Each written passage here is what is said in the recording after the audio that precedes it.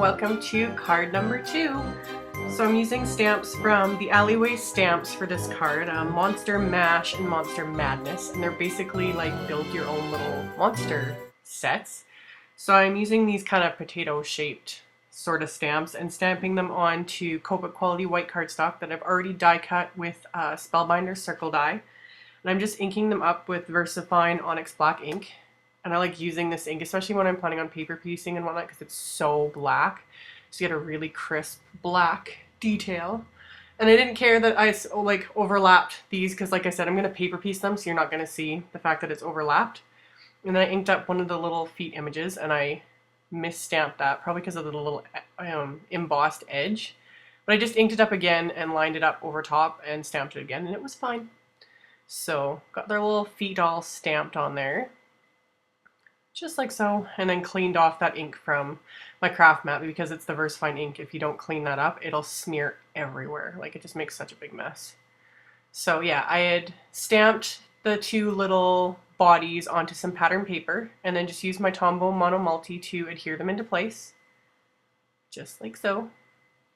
So once I've got that, I'm going to add just a little bit of definition to them with Copic markers. You have to be really careful with Copics when you're using VersaFine ink.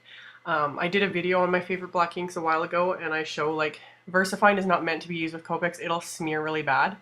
So I'm still using them anyway. I'm just trying really hard not to touch the lines at all, because it will smear. So same thing with their little feet. I'm just kind of dabbing the marker in place and trying not to touch the lines, and trying not to add too much marker, because if it becomes oversaturated, it will smear. So, but you can still kind of work with it, and it's just something simple like this where you're not doing like tons of blending and fiddling and stuff. It works. So yeah, colored the little purple feet and then the little green feet, and then quickly and lightly blended that out. And then I wanted to kind of add some definition to the edge, and rather than sponging the edges, I just used Copics. So I started with my W3, quickly ran that around the edge, and then blended that a bit with the W1. And it's hard to see on camera, but you could still kind of see some lines. So I just took my W00 to blend that even more, just so it kind of looks faded. So did that, and then went on to the actual little expressions. So I just stamped all these random, like the eyes and mouths and everything, onto some white cardstock, and then trimmed them out before I started filming the video, just to save time, because it didn't take that long, but to watch me trim stuff out on camera, like, that's just boring. So yeah, added the little eyes and the lips for the little girl one, and of course added the little bow. And then I just grabbed a black marker and added little eyelashes, because kind of had to.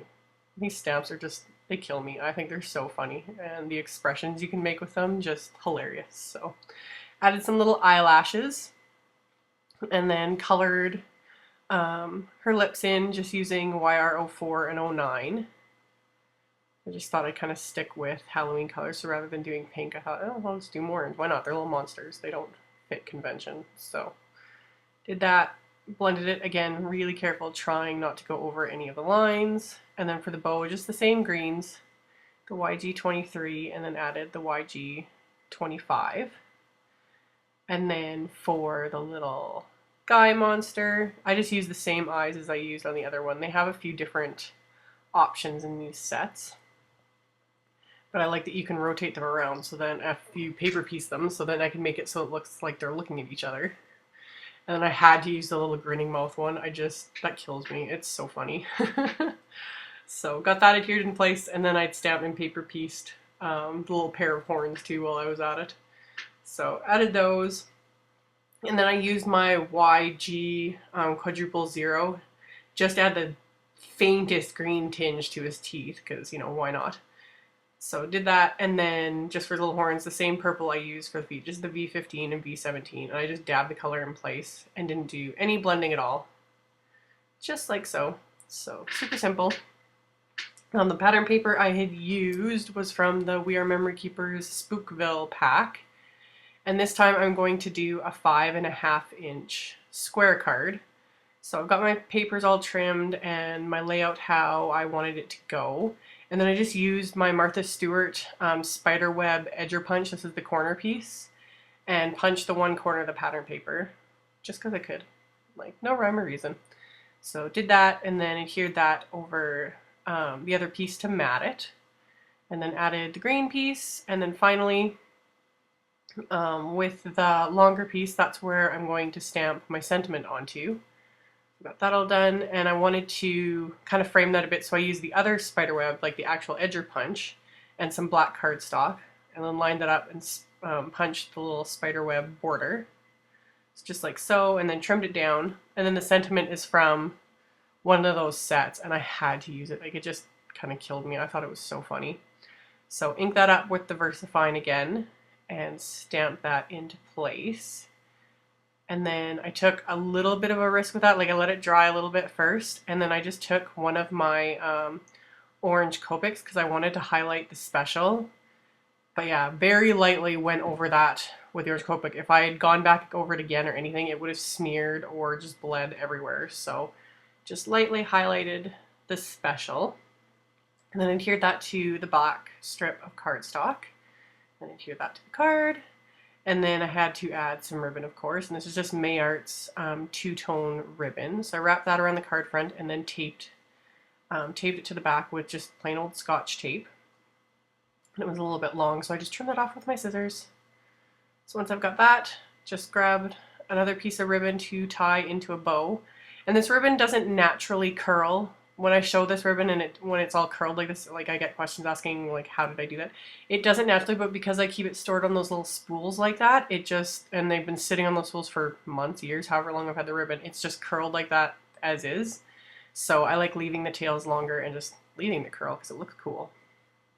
If you really wanted to do it yourself and you didn't have it stored on spools, you could use a tiny little curling iron, but that's a lot of extra work. So anyway, grabbed some large dimensionals for the main image, and then peeled off the backing and then popped that up onto the card front. And then I matted that with a piece of orange cardstock, just like so, just to pull out the little tones of orange that I added to the card front, and then adhered that to the card base itself. So once I've got that adhered, the card front is done. And on the inside of the card, I just used the same pattern papers that I used on the outside, and just cut a bigger piece of the green, and then I just die cut a large circle from the white pattern paper from the pack. So it's light enough that you can write something onto. And then I grabbed a scrap of the orange cardstock and another sentiment from one of the sets, stamped that onto the cardstock with the VersaFine ink. And again, I'm using my Stampin' Up! Key Tag punch because I can't stop teasing you guys with it. I really wish EK Success would just release the same one, or some company, just a punch. I don't want to die, I want a punch, because I love mine, and I wish everyone had it because it's awesome. So anyway, got that adhered that to the inside of the card, and that's all there was to it. So there'll be a link down below to all the supplies, and I'll see you guys next video. Bye!